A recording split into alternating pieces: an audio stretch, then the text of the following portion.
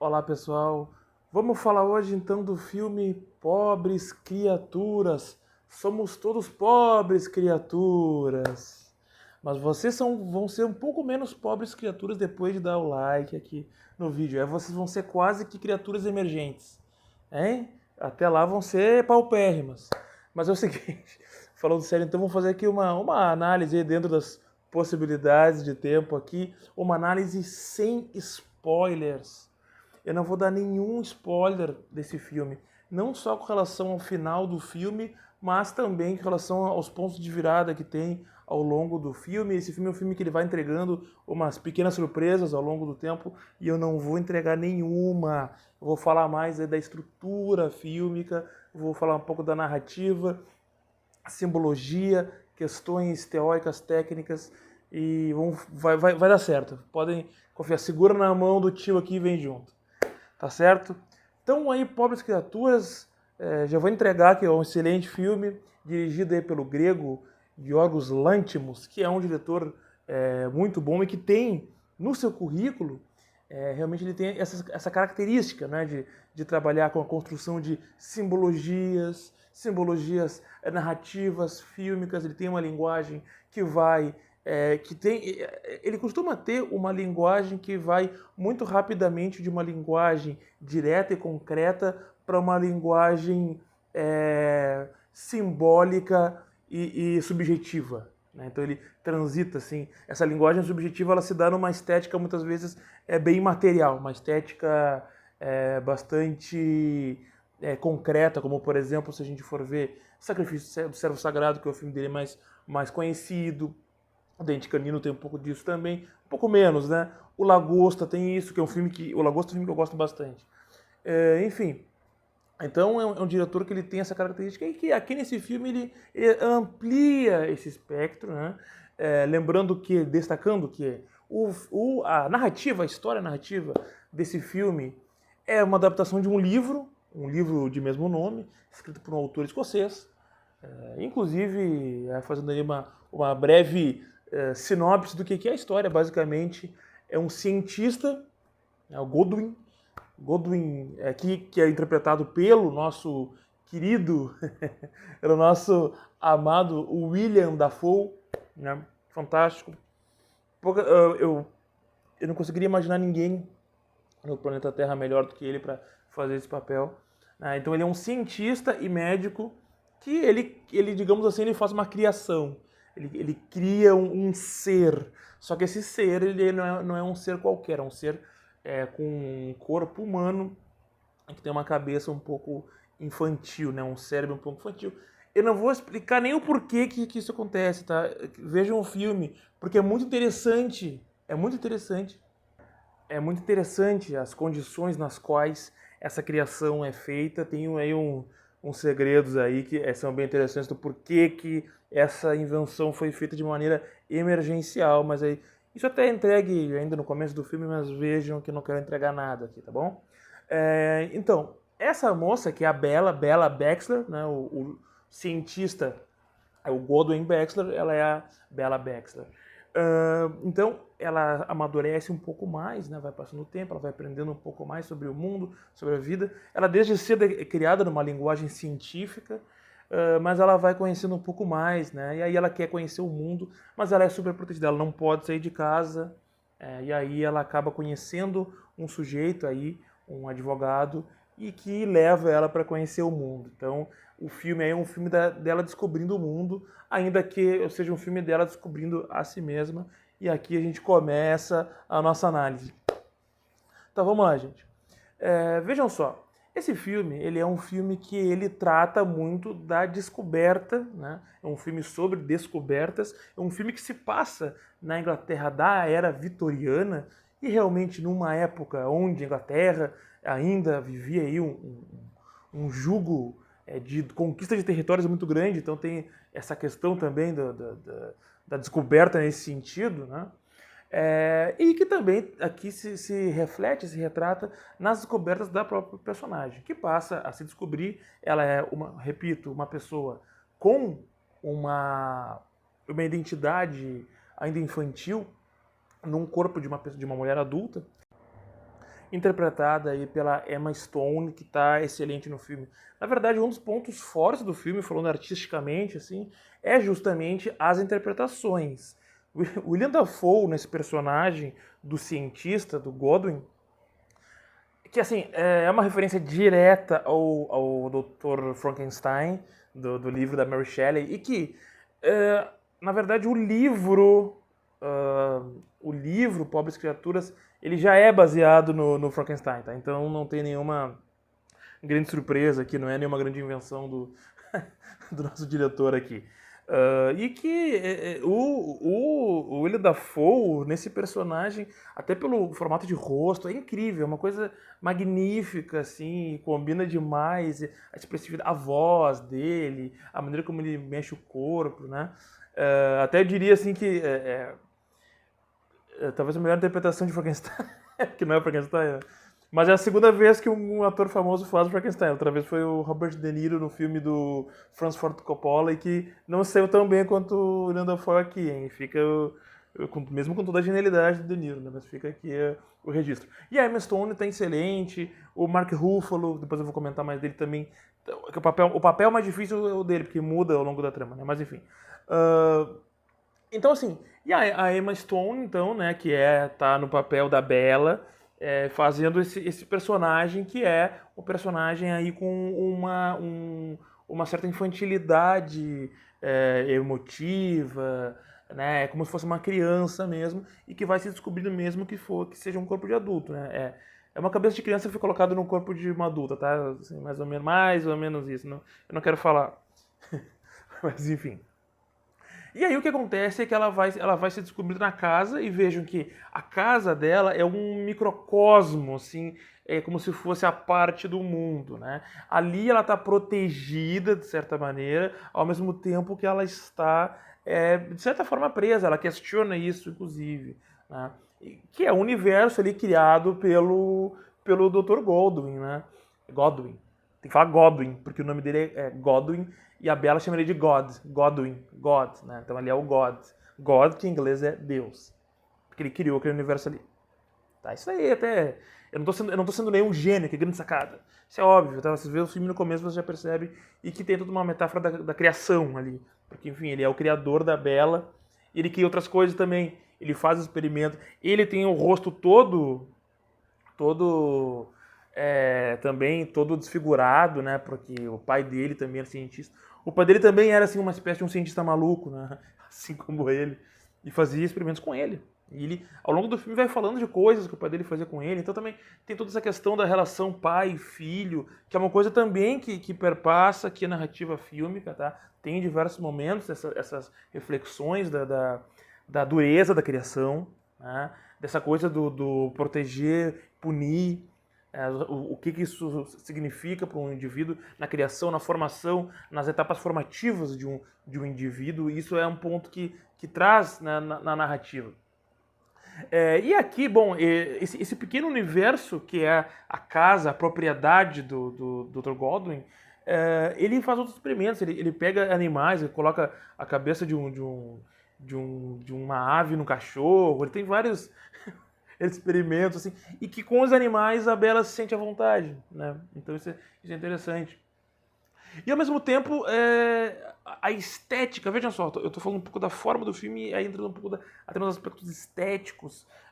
Esse primeiro ato do filme, ele é preto e branco, isso é muito interessante, isso é muito rico, É depois que a Bella sai da casa que o filme fica a cores, né? Então, ali, como se o ambiente tivesse ainda circunscrito a alguns códigos específicos, e o preto e branco ele simboliza isso, além do fato de ali estar representando o castelo do Frankenstein. Tá? E que até o parênteses seja feito aqui, tá? Para quem não conhece a história do Frankenstein, do original, da Mary Shelley, que ela escreveu em uma noite, né? Então o livro tem vários problemas de escrita lá, enfim, porque ela fez numa noite só, nem deu para corrigir. Mas o Frankenstein original, o Dr. Victor Frankenstein, vejam que o nome do monstro original não é Frankenstein, tá? O monstro não tem nome no original. O original é o Dr. Victor Frankenstein, e o monstro no livro ele só é chamado de monstro ou criatura. E aí nas primeiras adaptações cinematográficas já o monstro virou Frankenstein. Então, isso aí faz parte. E bom, e aí, claro, tem o nome é muito bom para filme de terror, né? Começa com uma consoante, tem outra consoante no meio e termina com consoante. Então isso graficamente nos cartazes fica bem, ainda mais naquela época, aquele tipo de cartaz que se fazia com muita arte gráfica, muito contraste de cores, né? Hoje em dia é diferente. Hoje em dia é para mostrar quem são as estrelas que estão no filme, né? Então é um pouquinho diferente. Mas enfim. E aí, assim, então o filme esteticamente ele vai expressando essa natureza assim um pouco do grotesco, com uma influência artística, inclusive aí da pintura impressionista. Eu diria que tem um pouco até da pintura gótica nas formas, aquela coisa alongada, né? E que fica muito bem aqui, ainda mais com esse preto e branco, que é um preto e branco muito bem fotografado, muito bem concebido visualmente, que não é tão fácil quanto pode parecer. Tá? Não é tão fácil, porque nós temos outras referências hoje de como montar a luz, de como montar a fotografia. Tu vai fazer uma coisa preto e branco, tu tem que pensar diferente um pouquinho, tá? Então é um pouco difícil, mas tá muito bem feito. Olha, eu já vi vários filmes que tentam fazer um preto e branco e que não fica bem imageticamente. Aqui funcionou muito bem, né? E aí, tem uns segredos aí, a questão do cinza, a escala cinza, enfim, não vou entrar nesse detalhe aqui. E aí ele filma muito também com grandes angulares. Até vou dar uma pequena aulinha de graça para vocês aqui.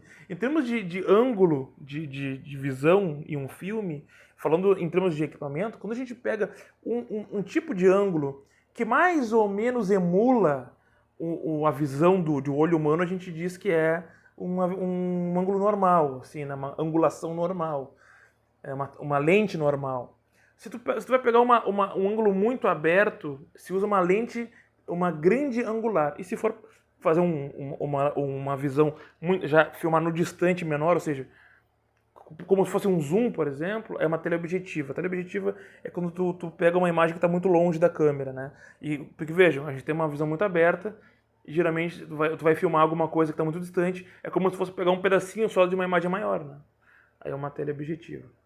Então ele filma muito com grande angular e até com uma grande angular que tem um efeito que a gente chama de olho de peixe. Que é como se, mais ou menos, digamos, quando tu olha numa porta assim alguém bate na tua porta no teu apartamento, tu olha assim, aquela visão assim, como se fosse um barril, aquele vidrinho, sabe?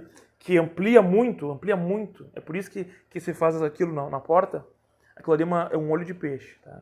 E existem lentes que são lentes de olho de peixe. Tem filtro também, olho de peixe, enfim. E ele usa até isso muito, ele usa muito no filme. Principalmente nessa primeira parte. Então tem momentos que tem o seminário, porque o professor, o Goldwyn também é professor, e aí tem ele ensinando os alunos como abrir o corpo, como trabalhar ali, né, professor de medicina. E a gente vê ali aquele seminário aí pensado na época, é muito rico isso, até historicamente, como era o seminário, a ideia de uma aula de seminário é essa, é o sujeito no meio ali ensinando e no círculo tá os alunos que também estão ali para aprender a debater ali, né? Então a gente vai, só que é uma banca, assim, uma arena, né? Isso que é originalmente um seminário, e a gente vê ali, isso é bem interessante também. E filmado com lente olho de peixe. E assim, lente de olho de peixe, ela no cinema, geralmente ela é usada marginalmente, numa cena em específico, para dar um efeito muito específico. Aqui ele incorpora e usa muito ao longo do filme. Que é uma coisa que até não é inédita na filmografia dele. Mas eu acho que ele nunca fez tanto. Eu acho que eu só não vi um filme dele que é a favorita, que é com a Emma Stone, de 2018.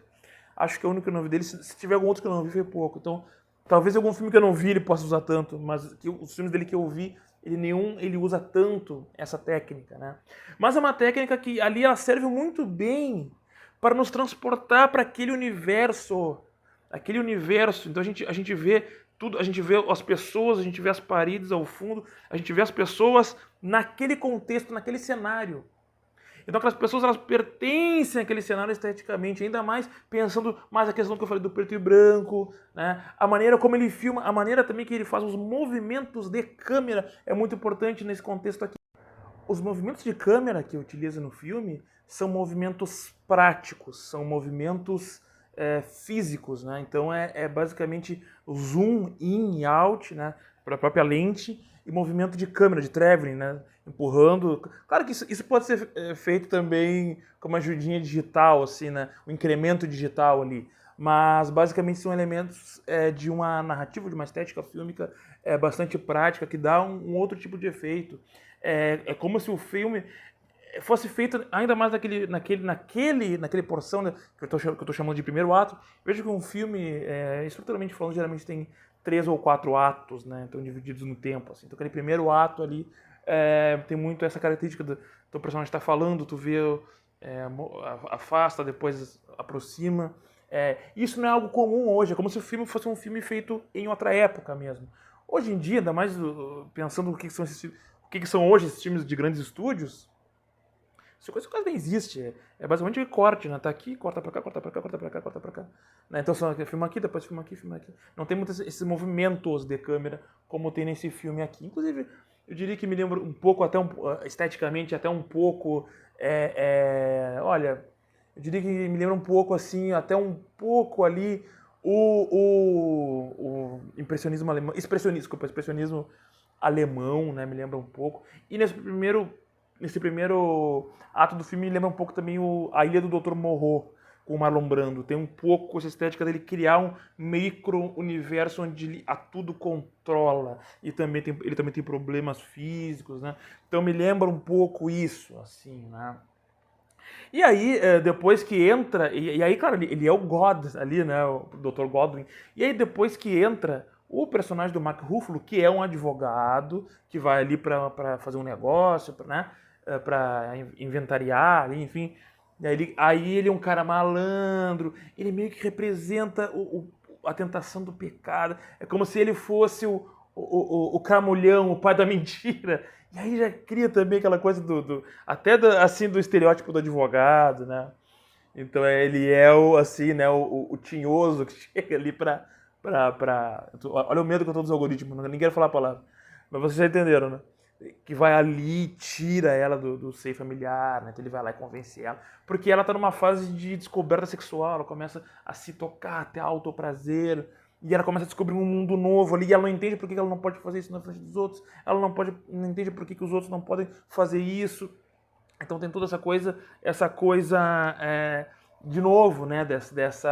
Desse plano de descoberta. Inclusive, tem um outro personagem que é importante, que é o Max, que é um aluno do doutor e que é um cara que não tem vida social, então ele também tem é como se ele tivesse uma deficiência social, ele não consegue interagir muito bem com as pessoas e ele é muito introvertido, muito tímido, muito passivo.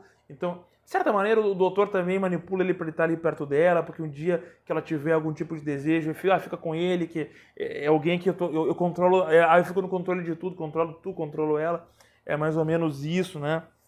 Aí resolve. Aí ela começa a se exacerbar nos seus instintos sexuais e começa a provocar ele, aquela coisa assim, começa ali a lamber a orelha, né, tudo. E aí, enfim, nisso ela acaba conhecendo o personagem do Mark Ruffalo, que é o personagem que acaba sendo a porta de saída dela, né? Então, eu não vou ficar contando o filme todo, tá? É que essas partes que são importantes pra gente poder desenvolver um pouco a análise aqui. E aí depois que conhece ela, enfim, aí eles conseguem ir embora, né? Inclusive ela sai por uma janela, né? Então a janela dela de abertura para o mundo, tem essa simbologia. E o personagem do Mark Ruffalo é muito diferente de tudo que ela conhecia em tanto tempo, porque é um malandro, bom vivan, um cara que fala com uma malemolência. A atuação do Mark Ruffalo aqui é sensacional. Na verdade, como eu falei, assim, as atuações desse filme são incríveis, assim. Trabalho artístico de primeira. Tudo nesse filme tem um trabalho artístico de primeira, né? Na verdade, a concepção visual é perfeita, a direção de arte é incrível, né? A direção de arte é responsável, né, por toda a cenografia, por todos os objetos cênicos, né? Toda essa concepção cênica excelente, fotografia primorosa, né? Enfim. E o diretor é o maestro, né? Não pensa que o diretor faz tudo no filme, tá, gente? O diretor não é ele que filma, por exemplo. Começa por aí a coisa. Então tem muita gente fazendo várias coisas. O diretor é o maestro da orquestra. Ele vai conduzindo e coordenando, né? Enfim. Então, assim... E aí, claro, o personagem do Mark Ruffalo, ele vem trazer um pouco assim, ele representa um pouco, assim, do estereótipo masculino, e aí, a partir dele, tem várias pautas, que eu diria, da sociedade atual, que entram no filme, a ideia de uma masculinidade frágil, a ideia, sabe, porque ele é um cara também que ele é muito viril e tal, mas aí ele começa a ser questionado, porque aí a Bela começa a querer, porque eles saem dali, né, eles vão para Lisboa, em Portugal, enfim, ela vai para outros lugares. E aí ela começa a querer, por que ela não pode conhecer outras pessoas? E aí a maneira como ele lida com isso, a maneira como ele expressa os ciúmes dele, quando ela questiona alguns limites sexuais dele, ele também age mal, então, e a maneira como age, né? Não só o fato de não gostar, mas a maneira como ele tenta se estourar e tal, tem toda essa coisa da sexualidade frágil, que é um debate, não tô dizendo que surgiu hoje o debate, mas é um debate muito contemporâneo, né? Assim como o filme traz também essa questão do inadequado versus adequado, o que é inadequado no comportamento, o que não é, pessoas que são diferentes. A questão da diferença é um tema atual. A questão do diferente, né? Da aceitação do outro, isso é um debate atual, e que o filme tem totalmente isso. Totalmente isso, né? Agora, claro, isso se dá a partir de uma lógica de uma pessoa que está conhecendo o mundo e que não tem as travas sociais, os códigos sociais que nós todos vamos recebendo ao longo da vida. Né? E nesse ponto, inclusive, eu diria que não tem como não, assim, para quem conhece um pouco mais de leituras, enfim, não tem como não fazer uma relação. Enquanto eu vi o filme, eu claro, me veio na hora a relação do Contrato Social do Jean-Jacques Rousseau, que é um livro clássico, né, para a gente entender a sociedade, que basicamente é um filme onde o Rousseau ele vai trazendo como o indivíduo ele nasce de um jeito e aí a sociedade vai assim moldando esse indivíduo e vai levando de modo a alterá-lo intrinsecamente. Então aqueles desejos, aquelas vontades, para bem ou para mal, que o ser humano tem, vai sendo modificados em prol de outros interesses, que são interesses que não são necessariamente interesses do próprio indivíduo. Né? Então, isso são coisas que a gente vai vendo isso se desenvolver aqui, né? Depois, quando eles estão num cruzeiro, e aí conhecem uma outra pessoa. Um ponto importante de mencionar também é o fato de que o filme tem muito humor. E, assim, gente, sinceramente, é um humor delicioso, é um humor maravilhoso, é um humor primoroso. É um humor, porque assim, não é um tipo de humor bobagento que a gente vê por aí. É um humor até adulto, né? Não só pelo fato de tem muitas piadas sexualizadas, porque é um filme que, já fica o aviso, tem muitas cenas de sexo, mas eu sempre digo assim, gente, cena de sexo no cinema quase sempre não tem uma função narrativa tão específica. Geralmente está ali por outros motivos, a gente sabe disso. Nesse filme, realmente, as cenas de sexo são muito necessárias. Porque tudo que acontece com ela, ela vai aprendendo a como se comunicar, como falar, novas discussões a partir das relações sexuais que ela tem, principalmente com ele. Depois ela tem outras, que eu nem vou entrar, tá, no que acontece depois com ela, tá? Aí vocês esqueçam isso aí. Vão ver o filme, tá?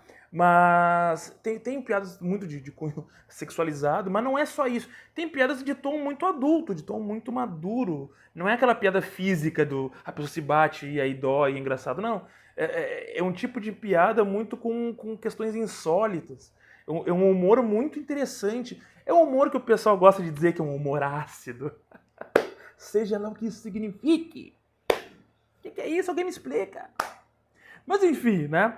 Agora, seguindo nesse tom, então é muito interessante quando ela viaja num cruzeiro, num navio cruzeiro, e aí ela conhece lá duas pessoas, uma senhora e um rapaz jovem, e aí ela começa a ter amizade com eles e eles ensinam ela a ler filosofia. Isso é muito interessante no filme, porque olha só, ela tem uma visão científica do mundo, porque foi como ela aprendeu a ver as coisas com o criador dela, né? E ela, inclusive, conhece muito disso, ela, inclusive, questiona muito as pessoas num dado científico. Não, mas empiricamente o que tu está falando se comprova? Tem toda uma coisa muito interessante. E quando ela vai conhecer a filosofia, ela muda completamente a maneira dela, a linguagem dela. Ela muda, inclusive, a maneira como ela fala, começa a mudar no filme. Né? E isso é muito interessante, porque até a maneira como ela sente as coisas começa a se mudar, porque ela muda a percepção dela. E isso é até interessante porque é verbalizado em certo momento pelo Duncan, que é o Mark Ruffalo. Não, o Duncan é um personagem interpretado pelo Mark Ruffalo. Ele fala, olha, tu tá falando, desde que tu começou a falar as coisas difíceis aí, ficou mais difícil de conviver contigo e tal. Isso é muito interessante porque assim, existe uma área do conhecimento que eu não domino nem um pouco, tá? Chamada antropologia das emoções. Uma vez eu estava conversando com uma pessoa que domina essa área e ela me explicou o seguinte: olha, Alexandre, quando a gente começa a ter conhecimento sobre outras coisas, acumular leitura, acumular conhecimento, até a maneira como a gente sente alguma coisa é diferente. Uma pessoa que não tem muito acesso à cultura, conhecimento, ela sente determinadas situações diferentes do que uma pessoa que é intelectualizada. Tá? Porque ela tem linguagens que fazem ela sentir a coisa de maneira diferente. Eu não vou saber explicar da melhor forma aqui, tá, gente? Porque eu não sou especialista nisso. Então, a maneira como tu vai ver uma situação vai ficar triste, diferente de tu ficar melancólico, a maneira de tu sentir saudade, enfim, tudo isso são coisas que mudam de acordo com a leitura que tu tem de mundo. E isso ela vai mudando a partir das leituras que ela vai fazendo ali.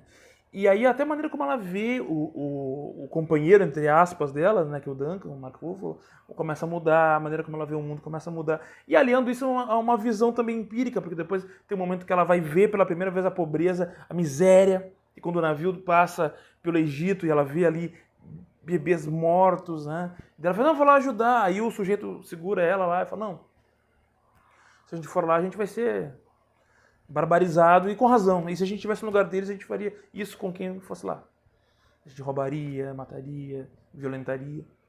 Porque a situação material onde as pessoas foram colocadas levaram elas a isso. Né? E aí isso vai mudando também a visão dela. Né? E aí, claro, bom, aí isso aí vai tendo uma mudança ali e tudo mais. Enfim, aqui a gente já está indo ali já se encaminhando ali pro final, né? Agora, claro, até para dizer que nem tudo são flores, até quero falar uma coisa aqui que, esteticamente falando, essa parte toda do cruzeiro, que é uma boa parte do filme, a gente vai vendo o céu, tudo que é externo, assim, o céu, o mar, é digital, né? Eu não gosto de coisa muito digital, ainda que as imagens digitais, né? Eu gosto de coisa física. Ainda que ele tenha feito esteticamente de uma maneira que como é que eu vou dizer, não, ele não está só simulando a rua, ele cria uma estética específica para aquele céu, para aquele mar. Então, ele está entregando, é digital mesmo, e eu estou fazendo o céu que eu quero que seja, o mar que eu quero que seja. Então, tem essa coisa aí. Não é o que mais me agrada, mas aí é que eu também não vou abdicar. Eu sou um historiador de cinema, sou um teórico fílmico, e eu também não vou abdicar dos meus gostos. Mas eu tô aqui para analisar o filme, não para ficar falando. Falando o que eu acho, o que eu penso ou não penso. Mas aqui é um breve parênteses, né? Já que eu tô falando disso, um outro ponto que eu não gostei muito, tem uma cena onde tá o Max e o Dr. God jantando, a gente vê de fundo lá no céu, assim, no teto, duas lâmpadas mais, né, algumas lâmpadas fluorescentes, que é óbvio que é anacrônico com a época, né? E é óbvio que não é óbvio também que não é um erro, não é uma gafe. É claro que eles botaram de propósito ali, então a questão da luz, né? Então a ideia da criação. Mas esteticamente eu não gostei, tô ali também. Até pelo tipo específico de mistura de luzes, acho que não combinou com a cena, mas são detalhes, né, gente? Eu tenho que mostrar pra vocês que eu entendo também. Tá, mas brincadeiras à parte, né? Então, assim, é um filme que ele vai ampliando a ideia de uma criação, né? De um indivíduo que vai criando outro, a sociedade que vai criando. Então, a ideia dessa criação, né? E de como o indivíduo ele vai se descobrindo, vai se moldando, vai sendo moldado, o que é natural ou não. A ideia do que é o natural, o que de fato é a natureza humana, né? É um filme que ele busca, de certa maneira, elucidar através disso, de uma suposta natureza humana, o que de fato é natural, o que não é, o que nos é deformado socialmente, o que não é deformado, o que são as virtudes que a gente ganha. Tem uma palavra que é muito utilizada no filme, que é polidez. Que ela tem que aprender ao longo do filme que não, a tua atitude não está sendo polida. Porque ela não gosta de alguma coisa, ela fala que não gosta, né? Então, aí quando ela começa a aprender esses códigos sociais que ela não tinha originalmente, ela, desculpa, eu não estou sendo polida. A ideia da polidez é interessante, né? Então, o que de fato é natural e o que é socialmente construído? Mas isso que é socialmente construído é natural ou não é? Como é que surgiu? Quais são os interesses? Então, isso tudo a gente pode botar em diversas camadas de interpretação. Inclusive, a gente pode dizer que ali, a ideia do sexo, né, da dominação do corpo, ela tem que aprender a domar o próprio corpo de certa maneira. Ela não pode escolher quando ela vai e quando ela não vai fazer o ato sexual. Inclusive, depois que ela conhece, eu não quero dar muito detalhe dessa parte, mas ela fica amiga de uma prostituta, enfim. Aí ela até questiona lá, enfim, não vou dizer pra quem que ela faz, por que a mulher não pode escolher com quem ela vai se relacionar. Ela fala, mas pô, aí o homem vai sentir, pô, se ele só escolhe quem ele vai pagar, não tem conquista nenhuma, ele tem que se sentir desejado, enfim, aí tem tudo uma questão assim, e aí a gente vai vendo essas camadas, né? Então, o indivíduo está controlado em uma instância pela família, em outra instância pelo governo, pelo Estado e pela religião. E a ideia da religião que é importantíssima. É importantíssima. A ideia de um moralismo aqui, seja ele um moralismo cristão predominantemente, claro que a gente está na era vitoriana, né? Protestantismo, depois ela vai para a Europa, lá para Portugal, vai para a França, ela não chega para a Grécia, menciona a Grécia, né? Aí a gente já está falando do catolicismo. E são todas camadas de controle sobre o indivíduo e que, inclusive, utilizam o corpo como meio de controle. Né? Do controle do corpo. Então, e aí o filme também que acaba trazendo muito a questão da autonomia feminina. A partir da personagem dela, ela vai entendendo as diferenças dela para o gênero masculino, né? E vai questionando socialmente como que isso se dá. Né? Agora, se por um lado questiona um pouco dessa questão do moralismo cristão, lá no final toca um pouquinho até na questão assim islâmica lá, né? Da maneira como também há o controle do corpo nas religiões do Oriente, né? Então isso é interessantíssimo, né? Isso é interessantíssimo. E aí, claro, ela acaba conhecendo ali essa amiga dela e tudo, que é uma socialista, e mostra para ela a questão de meio de produção, que não pode receber o controle, como que esses controles estão para controlar o indivíduo, né? Essas diferentes camadas. É interessante, né? Porque tem um momento que ela fala, não, enfim, eu quase dei spoiler aqui, não vou dar spoiler nenhum. Mas é o seguinte, né? E aí, claro, essa questão toda da dominação masculina que ela tem, de certa maneira, com o personagem do Duncan, né, do Mark Ruffalo, só que tem ali ainda um certo tipo de fragilidade que permite uma negociação. Lá no final vai surgir um outro personagem que nem quero falar, que é um general de guerra, e que aí confronta ela, domina ela de uma maneira um pouco mais complicada, que envolve realmente o poder militar. Então, e aí a gente tem, num grau ampliado, essa situação. E aí lá no final tem plot twist, não vou dizer, mas termina de uma maneira bem divertida o filme e um universo que vai se conectando ainda que de maneira errática, de maneira caótica. A visão dela de mundo, ela aprende algumas coisas, outras ela que ensina, e aí ela termina ali num microcosmo particular dela, com os elementos que ela acredita serem os corretos, e que eu não vou falar quais são, é claro. Mas, então, para mais ou menos finalizar essa questão é o seguinte. Inclusive, quando ela monta esse microcosmo particular dela, ela começa, inclusive, a receber um pouco mais de intimidade até do próprio criador dela. Começa a se abrir um pouco mais. Começa a ver nela um pouco mais uma igual, vamos dizer assim. Até porque ela, enfim, também tem uma linguagem científica. Enfim, não vou dar mais detalhes que pode incorrer em spoiler também, enfim. Inclusive tem uma cena lá no começo, ainda mais ou menos no começo do filme, quando ela é levada para um piquenique, porque o criador dela quer mostrar para ela, né, um pouquinho mais da rua, para ver se ela desiste de ir embora e tal. E aí eles têm que ir embora quando chega alguém perto, porque ele mostra para ela que olha, as pessoas não podem me ver porque as pessoas riem de mim ou se assustam. Ela não entende. Nossa, mas tu é lindo, pai. Não, não. Não é God. Não é o God. Ela chama de God, que é Deus, né? Que é o Godwin. Eu acho incrível isso. É uma grande sacada, né? Que é do livro, mas enfim. E aí, claro, então assim, aos olhos dela, aquele criador é lindo, porque ela aceita ele como ele é. Então, é isso, ela opera numa outra lógica. Ela vai entendendo um pouco da lógica social ao longo do filme, mas ela não necessariamente incorpora todos os aspectos sociais simbólicos que querem que ela incorpore. Então, assim, pra gente ir se encaminhando para os finalmente.